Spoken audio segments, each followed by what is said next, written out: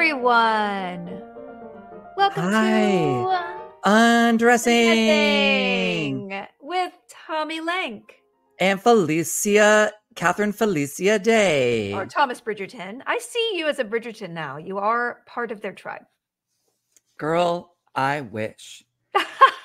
I want the skin care, whatever they're doing. I want the makeup. I want to live in Regency costumery. It must be hard to take a poop in those outfits, though, right? Like to get the trow down. Oh yeah, didn't they have like front buttons? Front and button, yeah. So you front button and sort of like pulled it down. And button flies are the worst jeans. The absolute worst. Do you remember when they were really in? I was like, oh, bleh, I think I have some still. Now? Button fly? Yeah, you don't want a pair of Levi's that are zip. I don't want any Levi's at all. I don't like stiff denim. It's probably the worst, most uncomfortable. I mean, ugh. You're a stretch denim? Where are you on skinny jeans? Oh, I don't wear anything but skinny jeans, and I like low rise. So I think they're coming back, but I was really out of fashion in the jean category for like 8 years, and then I was like, I don't care. Give me them legging jeans, okay? Oh, a jegging. I updated my jeans like last year because I was wearing like a tapered slim fit, and now I've gone to just like relaxed or like regular, a straight fit. I've gone straight, Felicia. So I'm trying to stay en courant. Yeah. I mean, you are a very fashionable guy. I am the anti-fashion. No, I'm not. What I learned is I'm not. Why? Why did you learn that? Where did you learn that? On my trip to Thailand, because we hired, my partner Steve and I hired a stylist that I found on Instagram because it's so much cheaper there. And we got consulted. We got like a style wardrobe consultation. What? And then like we could have just done that, but then we also hired her. We did a combination package, and then we had her take us shopping for a day. What? That sounds like a dream. You shopped in Bangkok? How was it? I mean, I'm in love with Bangkok. I'm in love with Thailand. I mean, the weather was a struggle for me. If you saw any photos or videos of me, just know I'm about to pass away in every single one of them. Was it that hot? It was so hot and humid, right? It was just yeah. It was a struggle. And Steve is from there. And at one point I was like, I'm going to need you to slow the pace down because I'm verging on about to pass out. And he was like, I feel like I could run a marathon. And I'm like, well, maybe, I don't know what the science is, but maybe you're genetically predisposed to be able to handle this. My name should be Colin.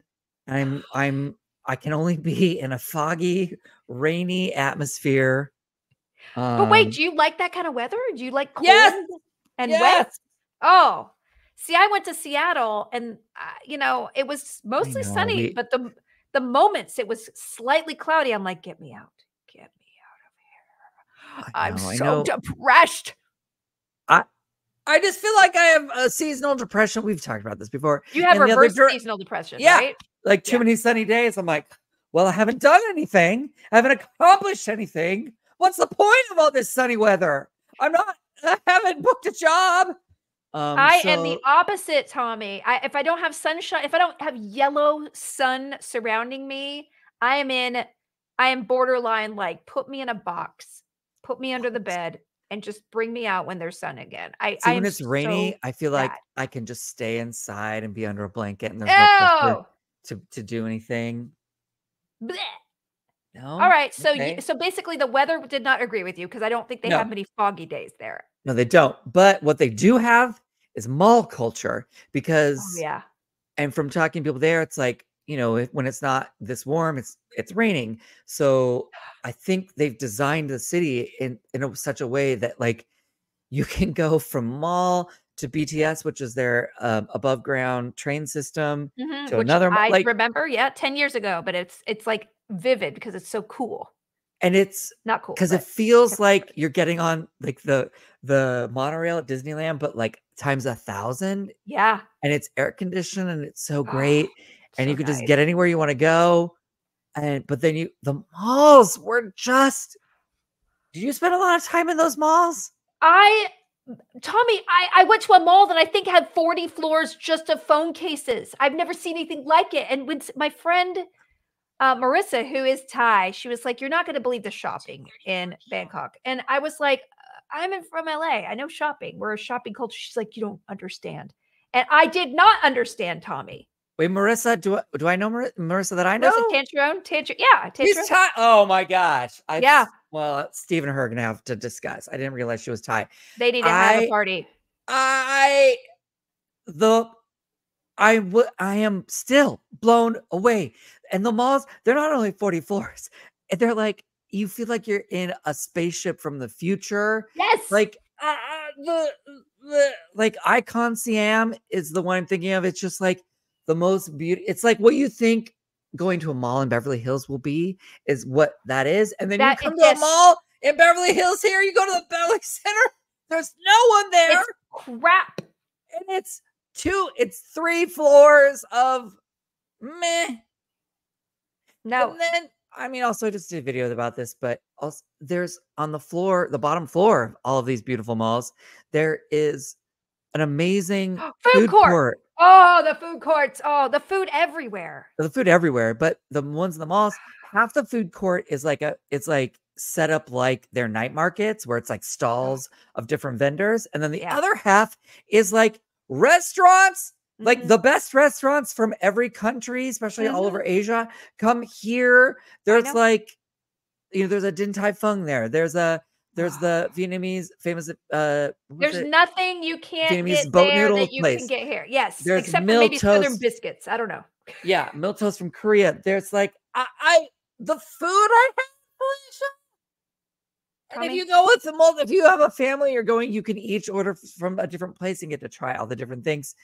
I know now I'm just doing a promotional commercial for Thai tourism, but I would go back in a second. I want to go to Tokyo. I've never been to Asia other than Thailand, and I feel so dumb. Wow. Well, it's for those of you who've been to Tokyo, it's like a city on that level, like same level of population. It's just like it's just a completely different vibe. Yeah, totally different. Like, yeah, I'm sure. And the like things are a little more like streamlined in Tokyo. Like definitely the traffic in Tokyo, like if you get in a cab, you're gonna sit there. But from what I learned from the locals is you take, like, they have this Uber and it's called Grab. It's their version of Uber. And you can either get a taxi or you can get a motorcycle taxi and you just hop on the back of a motorcycle. I didn't do it, but I want to. Next time I go back. Steve he wasn't down to do it. But anyway, our stylist, Melina, she would roll up, she would hop off the back of a motorcycle and like pull her hair out of the helmet. And she's wearing a long skirt. And you'll see women riding these motorcycles, cabs, side saddle. It's wild, but like it's not wild because culturally it's just what you do. Like, yeah. It's a little bit more dangerous, but if you want to get around, that's how you do. Oh my God, Tommy. And she was saying like you just get used to, like, she got a little helmet for her kid, and now like if they need to take a cab, like she and the kid get on. They get the kid too? Oh my God. Yeah, it's very like it's so common. And obviously it was like a big lesson in learning about cultures, because like I was like, oh my gosh, there's a kid riding a motorcycle right now. And my partner's kids were like, yeah, you see that everywhere.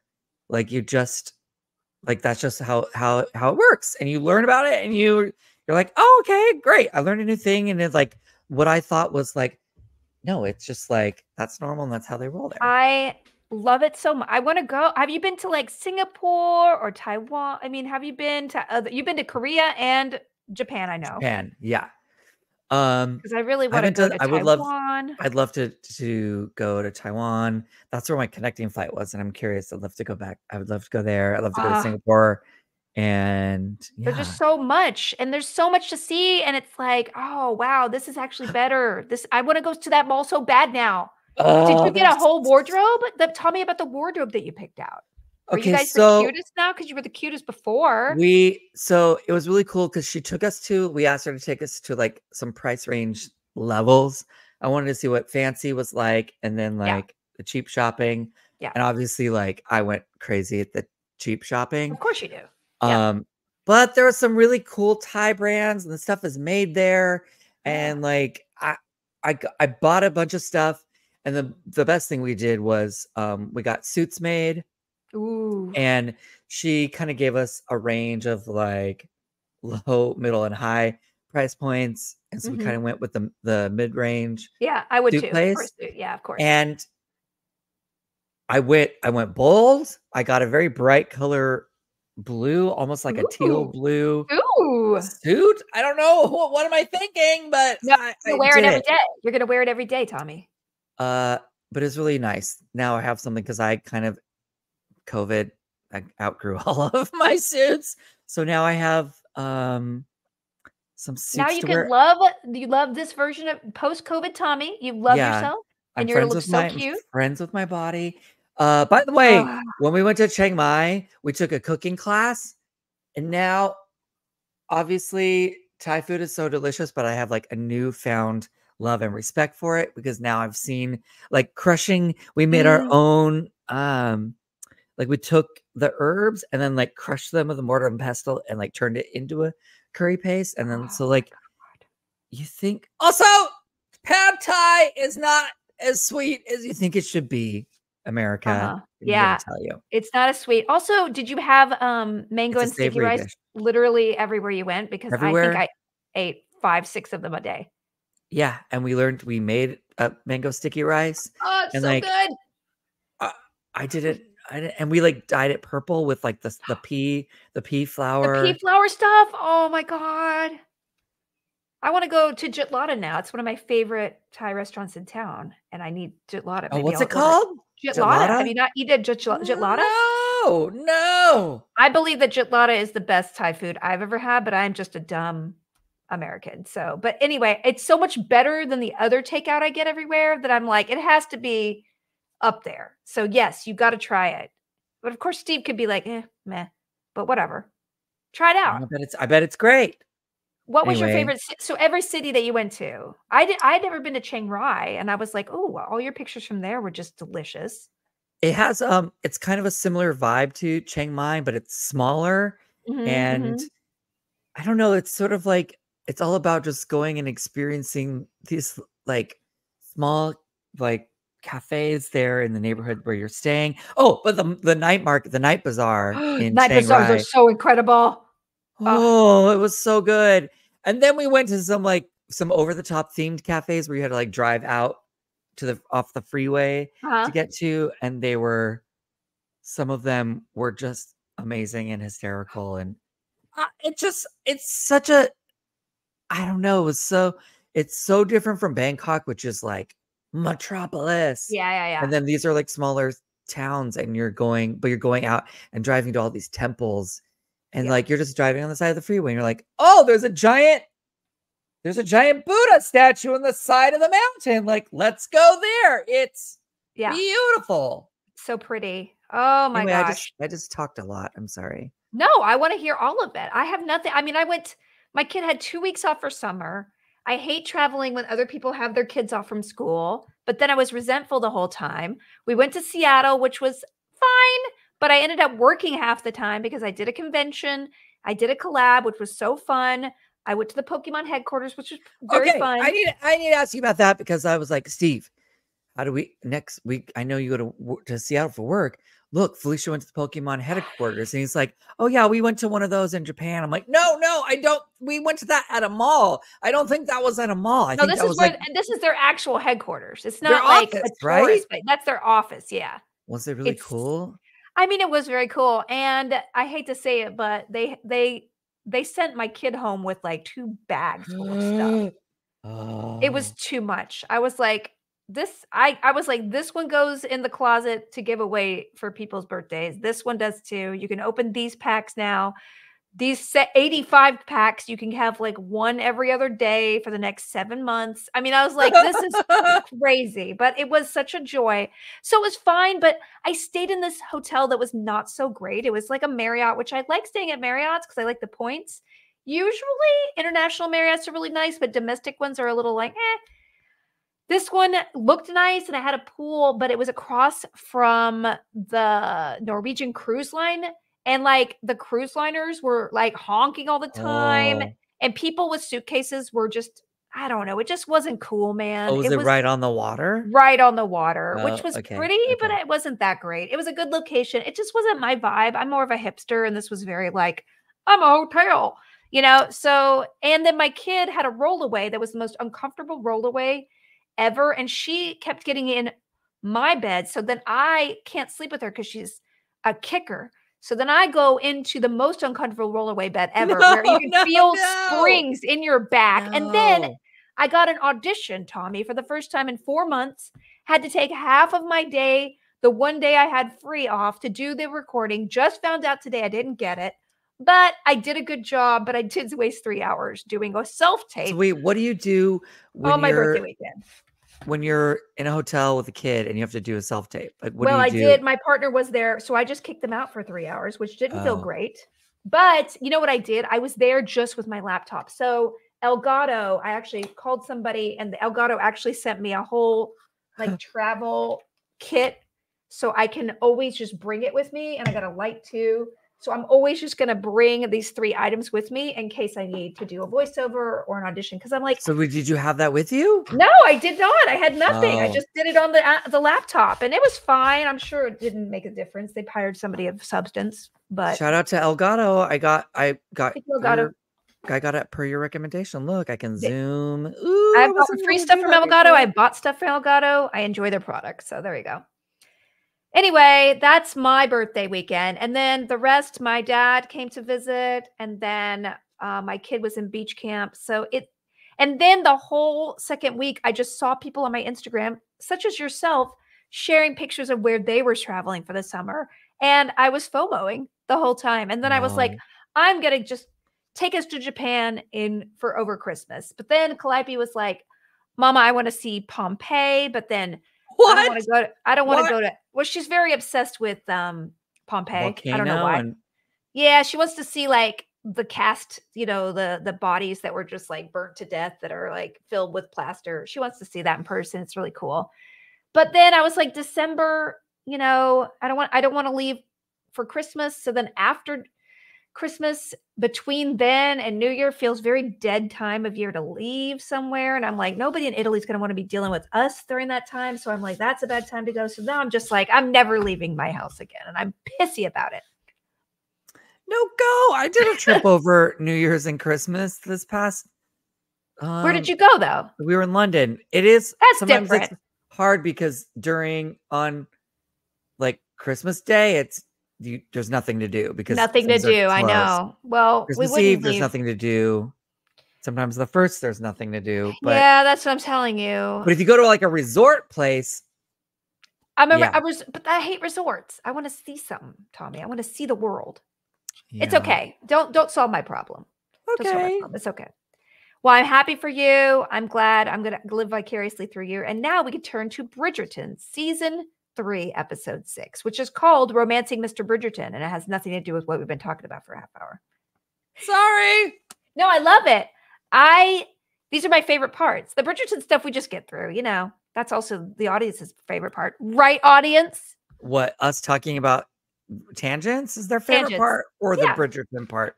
I think they're here for both. They're here for both, and they do love our ailment talk, but I don't really have any ailments to talk about right now, except I've gained like 4 pounds back from my diet because I keep eating cake every morning, but it's fine. Ailments. Our bodies are thriving, so we have nothing to complain about. I know. I don't know what to complain about. Anyway, okay, so great. We open up after quite a while. But I did watch this episode just an hour ago, so I think I'm going to be fresh as a little daisy. So we open up in the episode, the market and all the fancy ladies are talking about Whistledown that day. And the rumor is that it's Cressida Cowper, because remember the cliffhanger to the last episode was that she said she was Lady Whistledown. So Penn is like pissy in her bedroom writing a Cressida Cowper is a total, imitator as Whistledown. And then Colin comes to visit and gives her a ring. And Mama is like so proud of her. So happy. Her dress, by the way, is the original Bridgerton title card colors. Oh, I don't know why I noticed that, but wow. Which was what? I guess what was that? Like teal, blue. It was like purple, look, lavender, teal. Is that what it was? I can't remember. Bridgerton, let's see. Bridgerton. It has a tree, right? You mean in the credits or what? Yeah, like It's that tealy blue and wisteria purple and dark green. There we go. She has basically been in that palette since she kind of went to Collinville. She's been in that sort of Bridgerton like color palette, whereas her mom is the more bold jewel colors, especially the bright orange and the bright yellow and all that stuff. So anyway, he's so sweet, and Mama is like really like, hey, what's going on? So that's kind of going well, except that we have this sort of thing between her Whistledown identity, which she still hasn't spilled about, and how sweet this guy is. Over with Cressida. This episode is very Cressida heavy in a very you don't want to look at her hair kind of way. Oh, you got Trisket bows. Trisket bows everywhere. And so because Cressida has come out of Whistledown, the older gentleman who had proposed to her has removed it. And now the dad is like, you're going to Wales with Aunt Jo, which is kind of sad, but whatever. And then Mom is like, sorry, baby, I don't believe you that you're Whistledown. You're not smart enough. Okay. Sorry. God, and it's just devastating. I really have just, they really made us turn up. We really feel for her this season. This is a really good arc for her because later in the episode, you feel so bad for her. And then she turns on Eloise in a way where it's old Cressida back. Nasty. Yeah. But then you see it in a different light because now you know the layers beneath, and she is killing it. So anyway, the queen summons her at the end of that scene, which is like, uh-oh. We also established that Mondriches are going to sell their bar. They're with Danbury, and they're like, we're going to sell the bar, and then you should throw a ball. So we've already set up in the beginning of the episode who's doing the ball, where we're all going to be loving it. And I don't understand why it was a deal that he owned the bar, but okay, I still don't get it. All I know is that Lady Danbury's look is HAWT. Out. Her and that top hat thing is just the best look of the whole show, I think. And whatever the tones of her outfits, they're just saturating the color in such a way that it's just so bold, and it's like fine wine. Fine wine. Yes. She wears that Merlot like a boss. Yeah. So anyway, we have a brief look over at the Bridgertons where Lord Anderson has called on Mama, which there's a rapport there. And he's really making the move this episode, which I don't know about, okay? I don't know if I like it. And then at the end of the episode, we get that Danbury, Lord Anderson thing where we finally reveal why Danbury's really upset at him. It's so good, but we'll get there. Yep. And then Eloise is reading, the kids are fighting, and Francesca and her creepy fiance, who I kind of digging, they announce that they're getting married. And everybody's like, yay, their weirdos are getting hooked up. Then, why? Yes. Number one, I wrote, I hate Gregory. Number two. I knew you would. Why? Where is Anthony? No. Why didn't he ask Miss B for permission is what I wrote. It's a good point. Was he supposed to ask her, or was he supposed to ask Anthony? He was supposed to ask Anthony, but since they didn't want to pay series regular for that episode, I guess. Also, it does fall under the topic of like what I've seen a lot of other people writing about online, which is like, it seems like we've kind of thrown out some of the rules that we established in season 1, which was like women had to be escorted by their escort. What is that called? No chaperone. Yeah, we had a little bit of pin chaperone in that awful baby diarrhea color, but earlier this season, but it's gone. It's all gone. Yeah, there's some of the rules are just not being followed. So it seems like, weren't they supposed to ask permission? Yeah, I don't think they could just be like, decide it. I think that Anthony, but since again, they probably cut out that scene because they're like, well, we don't want to use Anthony for only one scene for one episode because we'll have to pay him and we'll have to fly him over. And they're like, budget wise, we can't do this. Sorry, Anthony. They're just going to decide to get married. Yep.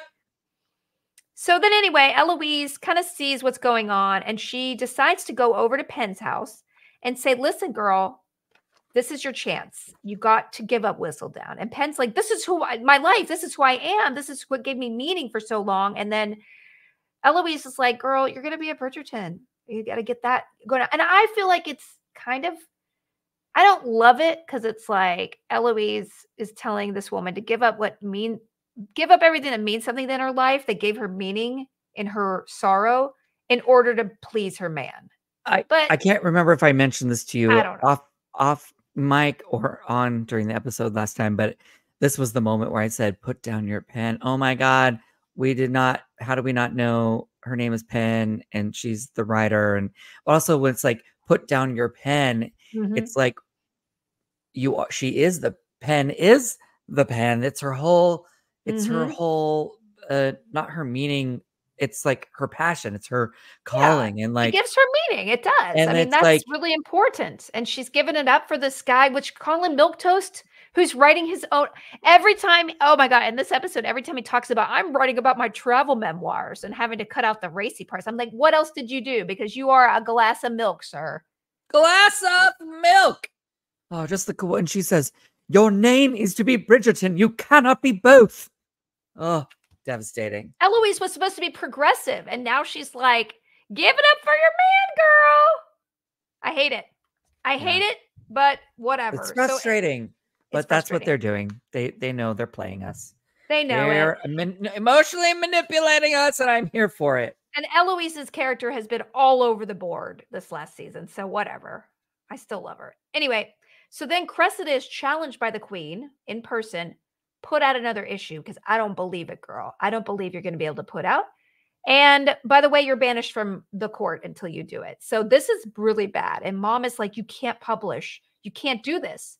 But Cressida's like, what else can I do, mom? Which is kind of the truth. Oh, it's devastating to see her in front of the queen. Additionally, the queen, her wig is like if you cracked a geode open. That is the theme for this wig.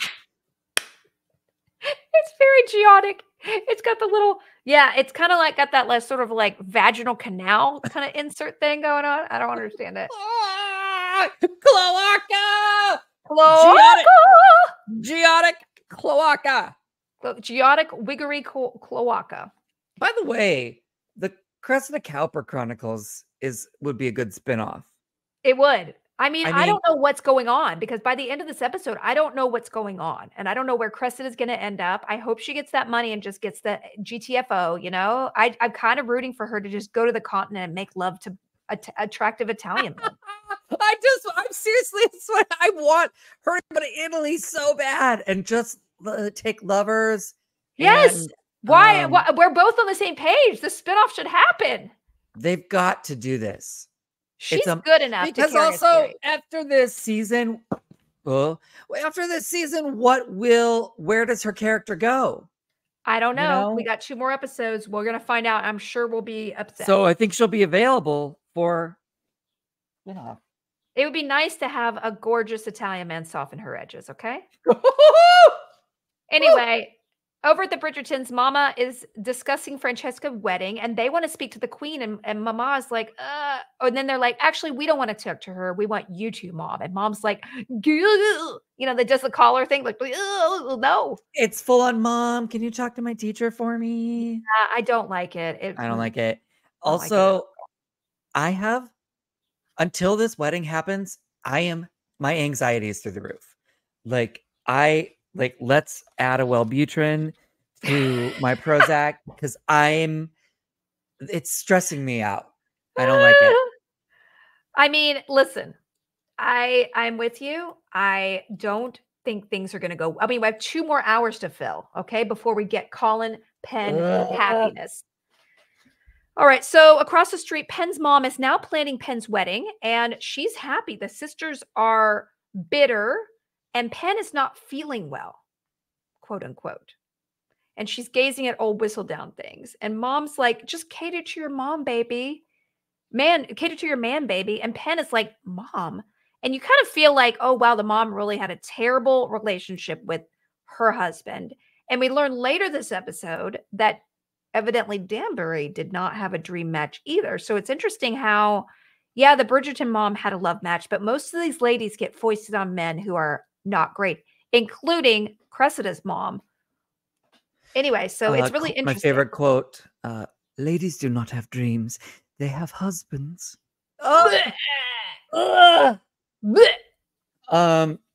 Yeah. Just, it's devastating. What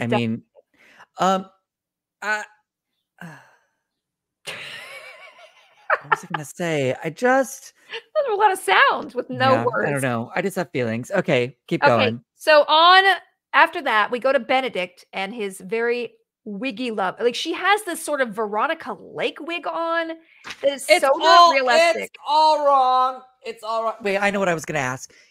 Could she be pregnant? If the egg could get fertilized, right? But would you be having morning sickness that quickly? Because how many days have gone by since they did it? I mean, it'd have to be a couple of weeks, right? Like, when does morning sickness start? I know, I was thinking that true. I think we talked about this last time. I can't remember. When does morning sickness start? Okay, 6 weeks of pregnancy, and it's worst about 9 weeks. So you're not going to know. This is why. So this can't be pregnancy sickness. Knowing that you're pregnant before 6 weeks, by the way, is near impossible unless you're checking, and that is something to talk about on a greater political scale, but we won't go into it right now. Anyway, so back to Veronica Lake. Yeah, so she's like, I'm going to have dinner with my friend Paul, and I want you to meet the people who are meaningful in my life. And so it's really interesting, except her wig is so bad. I am not invested in this relationship in any way. Well, there is a little twist at the end of the episode. Toward the end, I was like, oh. So we get to something kind of interesting, but you're right. Somebody sticks 2 fingers in jam. Is that in that scene? I wrote 2 fingers in jam. I am shooketh. When is there 2 fingers in jam? I don't remember that. Were they eating tea with their fingers? Also, I said, there's no way they've been eating scones. Oh, that's like they're like having like postcoital talk. Why would you have scones after postcoital? Like, I guess if you have a servant who can bring you scones, I would have postcoital scones every day if I had a staff. Okay. Yeah, but if you have to be in this physical fitness on camera, you're not eating scones. You're not having scones at all.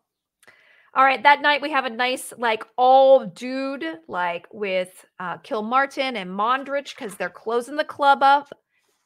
Benedict is there and Colin, all the guys except Anthony, because again, they didn't want to pay to have him in this episode. So yeah. Why are they splashing the wine around so much? And what is it? Is this port? Is it sherry? What do you think this booze is that they're just willy-nilly? It's really sloppy. It's like, do you need a servant to be here? They don't know how to pour their own freaking wine because they're used to servants doing everything. These are not sympathetic people. Men are just baby adults. They can't do anything. But nobody of this class is sympathetic. They have like people living in coal in their basement. They're not paying anybody anything. Children, this is like the time when the child mortality was highest in England.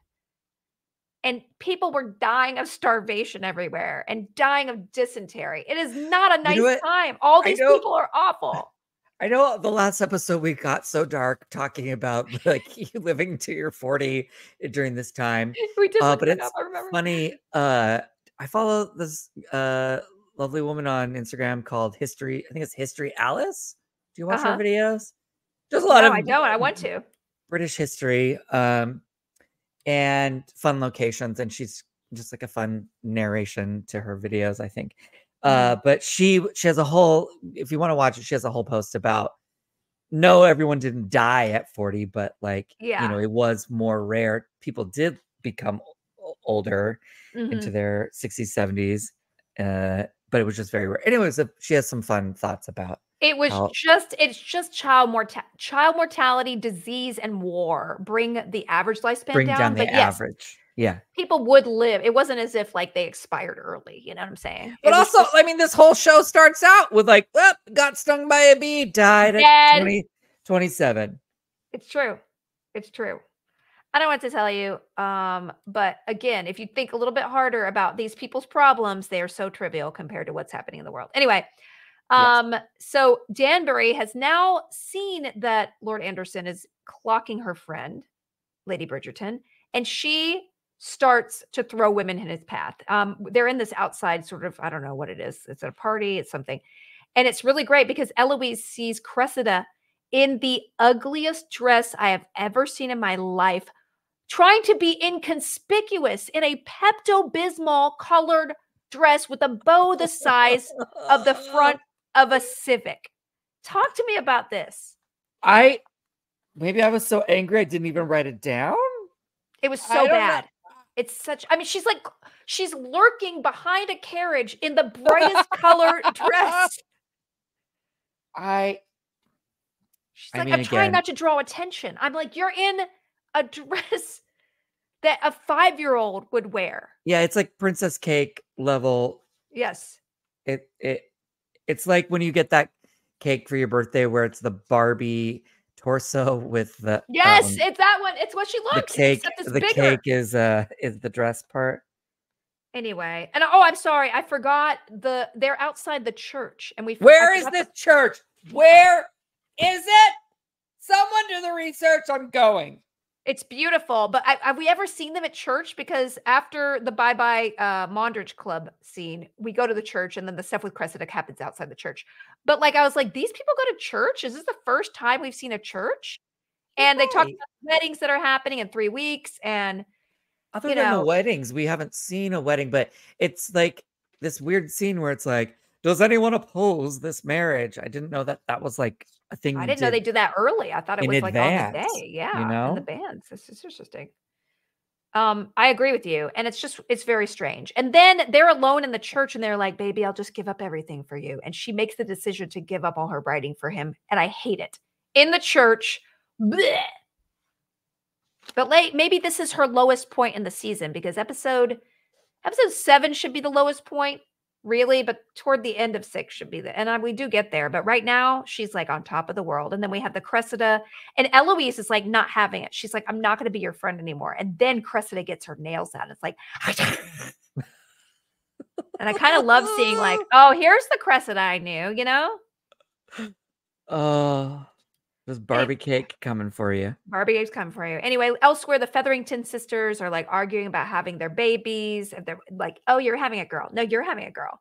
And Mama is like a little nervous about approaching the queen, especially since Danbury's like, I don't think you're really into this match, so you better sell it to her. And then she gets nervous. So I like all that. And then we go to that night where Penn hides everything under the floorboards and burns all the Whistledowns. And I hate it. No, I hate it. I don't like it. It made me so sad. It made me sad. And then we cut to Colin writing his stupid book. Your stupid man book. I hate your stupid man book. And I want it to burn. I wish your man book was set ablaze instead of all the beautiful pages of Whistledown. He's like a guy, and like he mentions it to like 5 people, and it's like, it's a guy writing a screenplay, just talking about writing a screenplay. It's fully the equivalent of your annoying friend who has a screenplay in Los Angeles. Yeah, it's bad. Anyway, we see the ball being set up at the Mondridges, and I love the color palette. I love this set so much. It's gorgeous. It's like sage and burnt orange. And then we cut to Penn and her mom happily planning the wedding. Everybody's happy, which means people are going to get mad. Over with the modiste, Penn says, I'm not doing Whistledown anymore. And I don't understand the modiste here. Do you? Like, I was trying to tell if she was about to be like, well, I depend on that for my extra income, so I'm going to need you to keep doing it. Like, I couldn't tell if there's going to be a blackmail situation. I thought she was going to start blackmailing too, but then I'm like, is she going to want to take over Whistledown? Oh. But then, I was like, oh, they're going to make her a bad guy who's blackmailing? And I'm like, how do you get out of that? But no, she just is like not happy that Penn's giving it up. And then she this canny look that I'm like, there has to be something more that's going to happen. Cressida parents, meanwhile, are flipping out because the dad was kicked out of his club. And Cressida is trying to write Whistledown, and she has lost her dowry. And she has a hair bow made out of hair in her hair. It's Lady Gaga. It's I don't know. I don't know what to do. I don't know what to do with credits. It's like I saw a TikTok somebody sent me of just. Oh yeah. Oh, did you see that one? Just people putting objects on their head. Yes. Cressida Cowper. It makes it's hard for the wig police to even come to work. With Cressida Cowper. I don't even want to clock in. Yeah, it's hard. It's really hard to show up to work. Anyway, so the dad took away the dowry, and Mama, and the girl is like, I'm scared, Mama. And the mom is like, okay, we're going to do this. We're going to do this. And she is now going to throw in. So, and then we cut to Eloise opening a drawer with all her old Whistledowns that she kept. And she kind of liked Whistledown. So I don't understand. The show is telling me many things now. Okay. So I don't know. It felt like me with my old press clippings. Like, do I need this article of when I arrived in Belfast to do a convention? and me and Danny Strong and Adam Bush were the front page news. Belfast in the early 2000s. No! Throw it away. Why do you have 5 copies of? What did I think I was going to do with 5 copies? Take a photo, burn it. Oh, God. Okay, so the rest of the episode from here on out is cutting between Benedict and this very strange 3-person dinner. What is this throuple? What is happening? Why am I so shocked? Well, first of all, Paul is a theater investor, and he is hot as F. Okay? And I'm like... Okay, first I wrote fast forward on this 3-way. And then I said the rack focus, which is when you go from like focusing over here and then over to this, like one thing goes out of focus and then you focus on that. Rack focus to the bowl of fruit when they're talking about gay things is truly homophobic. How dare they? I felt called out.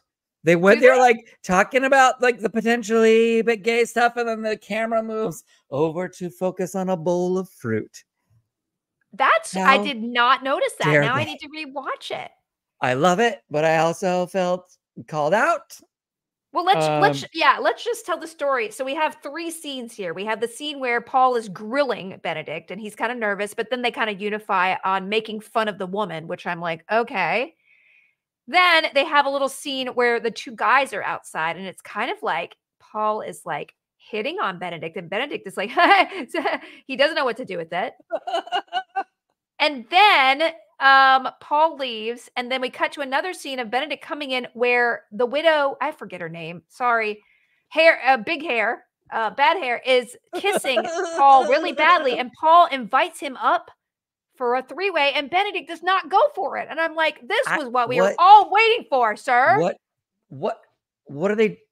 He's obviously he's got to come around. If he doesn't come around, if he doesn't get involved in this 3-way, then he's dead to me for the rest of the series. I agree. He has to give this a try. Are you kidding? It makes me upset. They can't tease us like this. No, they can't. Without delivering. Anyway, that's the Benedict arc that we get this episode, leaving on a very awkward note of him not wanting to get in bed with Paul and the lady. At the same time, I say all that, and I'm also so uninvested in it that I barely remember it. She was kind of interesting when they introduced her, and after that, they were like, we don't need to make her interesting. She's blonde. You know,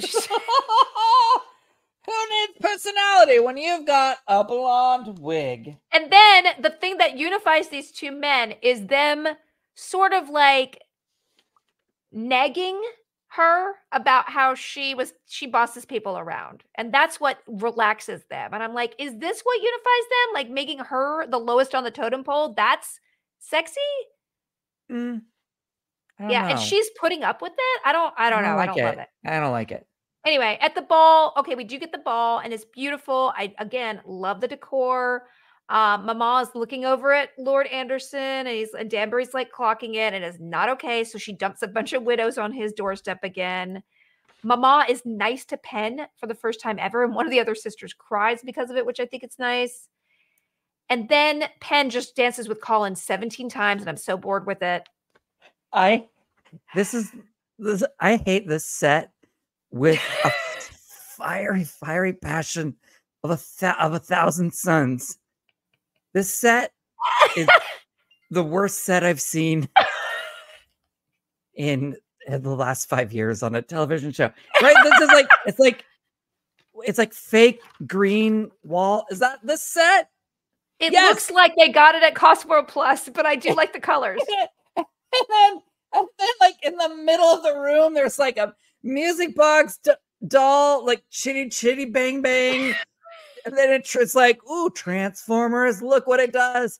It's a pop-up book display. But then it's like, is that it? That's all it does? Is it just sort of it just takes up more room. It takes up more nobody room. And it's like, oh, it's just as ugly as it was before. It's just bigger. It looks like the Imperial shuttle from Star Wars, but with flowers. It's like shape, it's just like the shape of it. It's my daughter. It's like Darth Vader is gonna come walking. It's like yeah. So when my daughter goes to the mall with my partner, he always lets her buy one of those stupid $15 pop-up cards that you can get. Wow. And she gives it to me with such love, and I look at it and I want to burn it because I'm like, you just literally could just burn a 20 instead of giving this to me, and at least I wouldn't have seen it. I get so angry at the waste of this stupid card that I will never look at again. The only joy I get from Did she write in it? Yes, that's the problem. Damn it, you can't recycle it. It's exactly. I can't recycle it for somebody else. Like, I got you something considerate. It makes me so mad. So that's what the big reveal was not what it needed to be to impress the queen, who for some reason was like impressive. I'm like, you've seen better, lady. How she's doing some acting there, because that is, and I feel bad because whose house is this? Isn't this it's the Mondriches? It's almost like the nouveau riche. They spend money on it. I know. It's like it looks like, I don't know where Hummels go at night, but this looks like where they go. Like when the lights go off, I imagine like Hummels come to life and they go to this room. Wow. Listen, I don't know if I'm with you. I don't know. All I liked was the colors. I do like that. People out there are big into the Hummel figurine lore, but I'm gonna start. It's like it's a hunter green. It's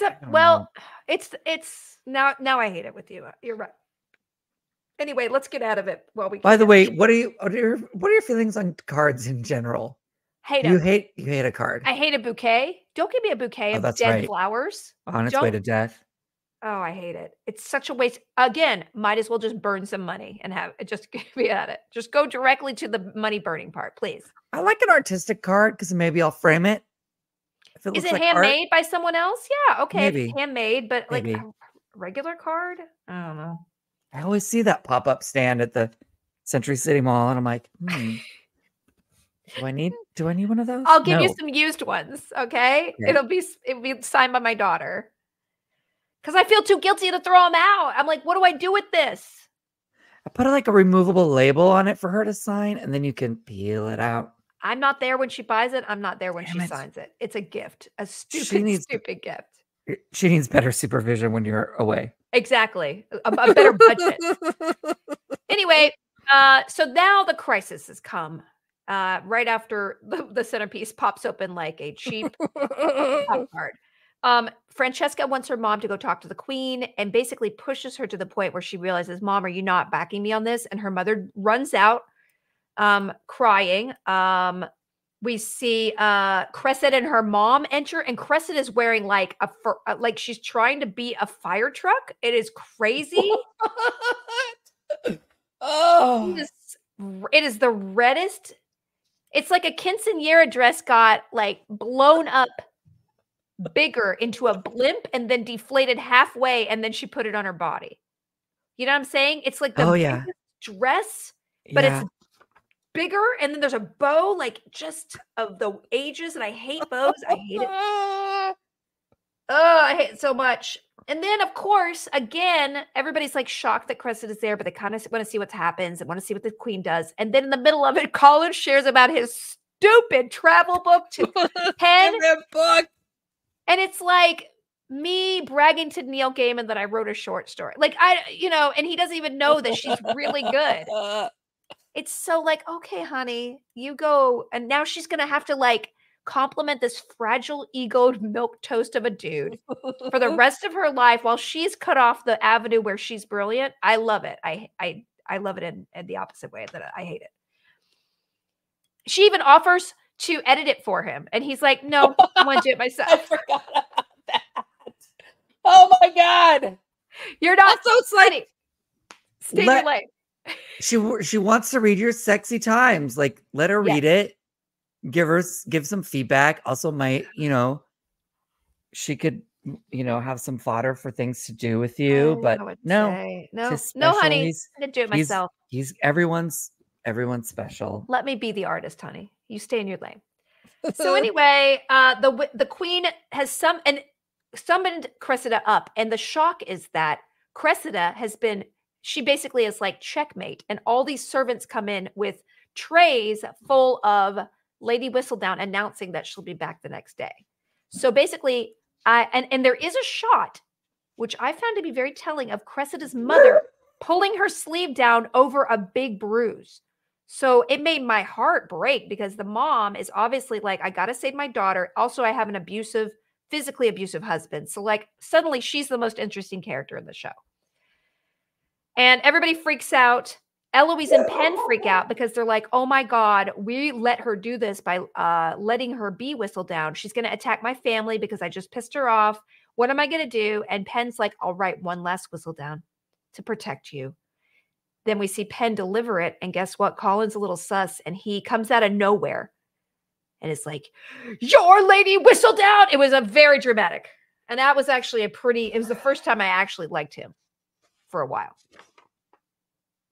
Ooh. And that's he comes out, and that's it, right? Yeah. But he follows her, right? Doesn't he follow? How does that happen? Wait. Yeah. He follows her. He gets a little suspicious when he sees Eloise and Penn run away, right?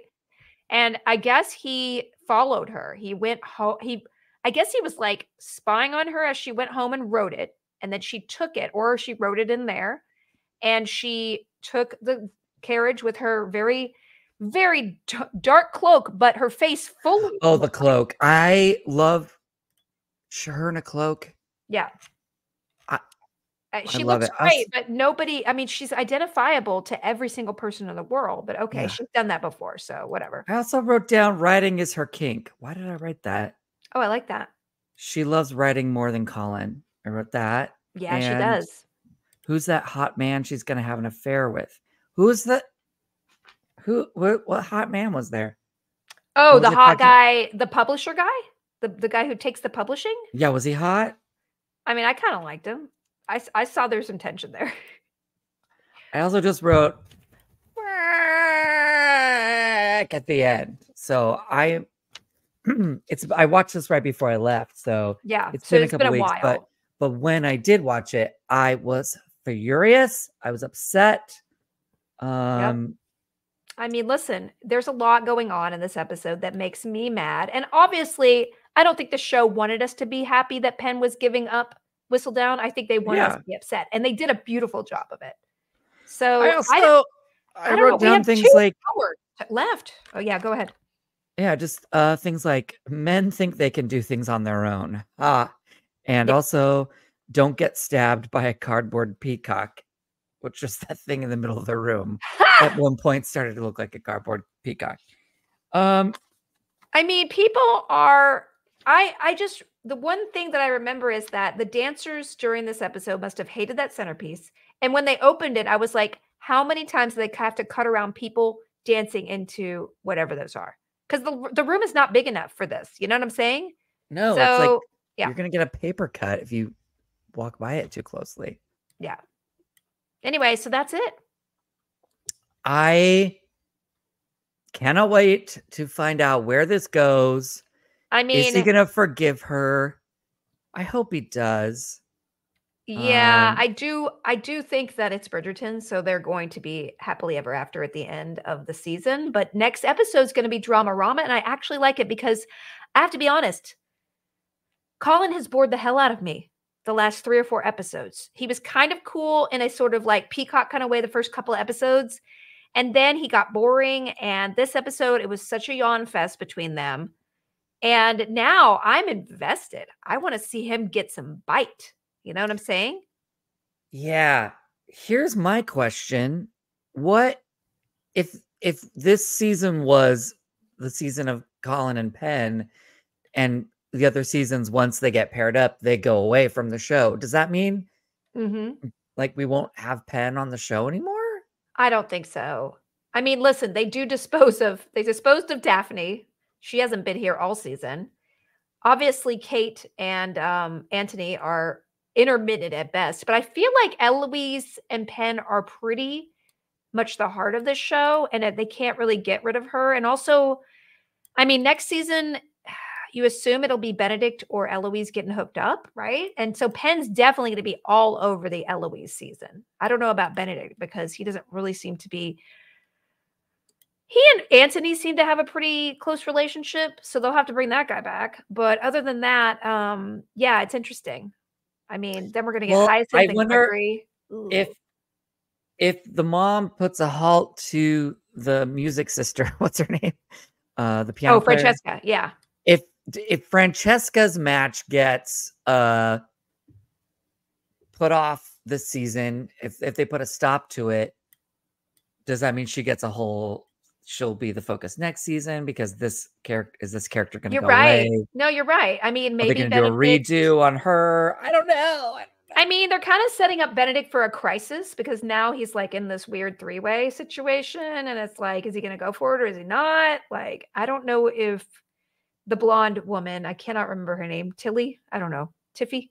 I call her Serena. Serena. I don't know if Serena's a long-term choice. So this is definitely a stepping stone, kind of like the kept woman of Anthony in the first season. So, you know, where are they going to leave him? He's going to want to settle down because he's like, whoa, this is too crazy for me. Or is he going to be like, I need somebody crazier? I mean, it would be cool to see like a whole bisexual season where it does feel like they're setting up next season isn't going to just be one person. Again, I stand by my comment of next season, please be the mom's romantic season. Yeah. I mean, I would love just to see her. I think the mom is going to be incidental, but who knows if this Lord Anderson, I don't get, maybe it's because I love Danbury so much, but I do not trust him. I want to know what the numbers are of the audience and like, what is the age demographic breakdown of their viewers, and what's the biggest group? Is it young people that are, you know, super fans of Colin and Penn? Is it people, is it normal age people like us that we appreciate all the different age stories? But yeah, I don't know. I'm definitely invested in mom getting hooked up with the right guy, but I don't trust her brother, Danbury's brother. Yeah. You know?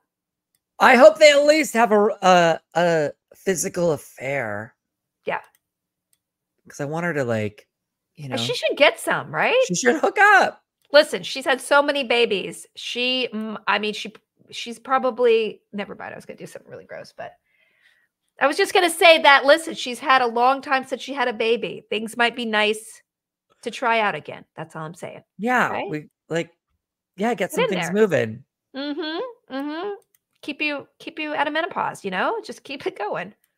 Is that how it works? I just made that up. It has no basis in reality. Okay. I don't even know, actually. Don't come to Yeah. Felicia for your gynecological scientific needs. JK, she knows a lot.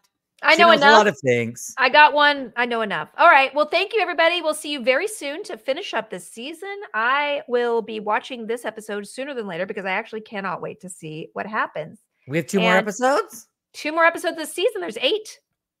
We got 2 more episodes and we got 2 fingers in some jam. Woo! Yep, exactly. All right. Thanks a lot, you guys. Play us out, Toby. Thanks for listening. There we go. Goodbye, everybody. Thank you for listening. Bye.